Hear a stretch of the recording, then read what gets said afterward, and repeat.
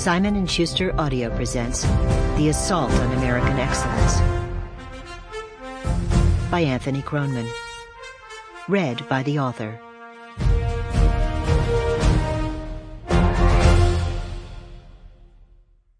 For my students. Introduction. 1.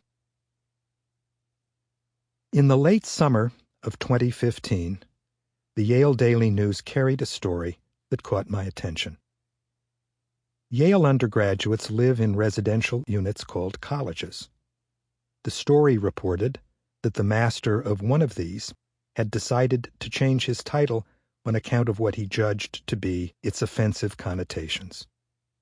Some students had complained that it reminded them of the plantation culture of the Old South. The master of Pearson College sympathized with their complaints. He said he understood why black students in particular might be sensitive to the use of the term, and that he wanted them to feel equally welcome at Yale, whose traditions retained many of the cultural trappings of the almost exclusively white, Anglo, male school that it had been for nearly all of its first 300 years.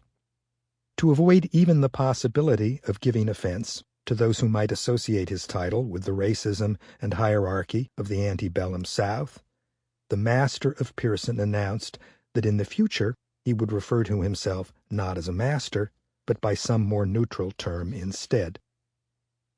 I found it hard to believe he was serious. In an academic setting, the word master carries none of the connotations the complaining students found offensive.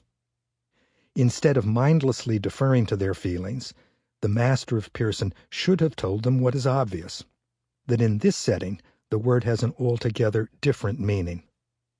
More particularly, he should have pointed out that the hierarchical relation of master to student has a perfectly legitimate place in a school like Yale, which is devoted not to the promotion of equality, but the recognition of excellence instead.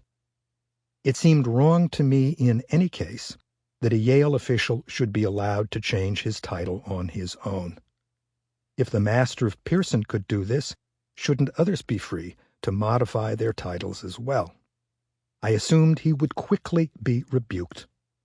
But Yale not only acquiesced in his decision, a few months later it announced that it would no longer use the term master in referring to the heads of any of the residential colleges.